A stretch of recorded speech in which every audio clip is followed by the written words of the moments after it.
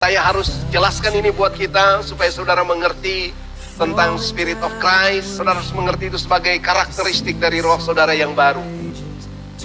Roma pasal 8 ayat 9. Tetapi kamu tidak hidup dalam daging, melainkan dalam roh. Jika memang roh Allah diam di dalam kamu. Tetapi jika orang tidak memiliki roh Kristus, ia bukan milik Kristus. Sebelum kita bahas tentang roh Kristus ini, saudara juga harus pahami dulu tentang ketritunggalan Allah itu. Ingat, di Alkitab tidak ada tulis kata Tritunggal. Tidak ada tulisan kata Tritunggal. Itu tidak ada. Dia cuma tulis Allah itu Esa. Amin. Tapi kita tidak menolak Tritunggal. Kita harus pahami, yang namanya Bapa, Firman, dan Roh Kudus itu adalah Allah. Yang disebut Allah, halo, Elohim, pada mulai Kejadian pasal 1 bilang, pada mulanya Allah. Pada mulanya Elohim. Allah menciptakan langit dan bumi. Dalam karya penciptaannya itu sudah ada wujud 3 pribadi di sana. Bapa sebagai perancang, Bapa sebagai pemikir. Pada mulanya Allah, ya. Allah berfirman, hendaklah ada terang, dan terang itu jadi. Jadi waktu roh Allah melayang-layang di atas permukaan, apa yang dikerjakan oleh roh Allah? Roh Allah itu menunggu sampai ada firman datang, baru itu diaktifkan.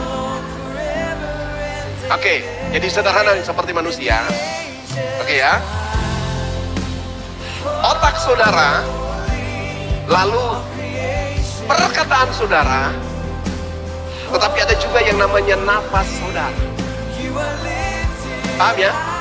Jadi apa yang saudara pikirkan, apa yang saudara rancangkan, kemudian saudara ucapkan. Amin. Waktu saudara pikirkan, saudara ucapkan, lalu karena saudara punya nafas, saudara hidup, saudara bisa lakukan, mengerjakannya. Amin. Jadi apa yang Allah pikirkan diucapkan melalui firman dan dihidupkan oleh Roh Kudus. Nafas itu yang menghidupkan.